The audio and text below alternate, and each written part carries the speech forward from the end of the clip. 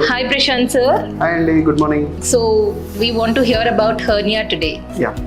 So hernia surgery once జరిగిన తర్వాత ఇది మళ్ళీ రిపీట్ అవుతుంది అనేది it's the most commonly asked questions by many of us. So we would like to hear it from the experts today. Hernia surgery తర్వాత మళ్ళీ వచ్చే అవకాశాలు డెఫినెట్గా ఉంటాయి.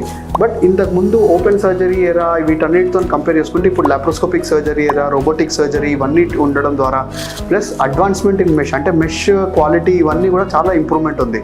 సో వీటన్నిటి ద్వారా చూసుకుంటే ఇప్పుడు అట్ ప్రజెంట్ హర్నియా సర్జరీ తర్వాత మళ్ళీ వచ్చే అవకాశాలు చాలా తక్కువ.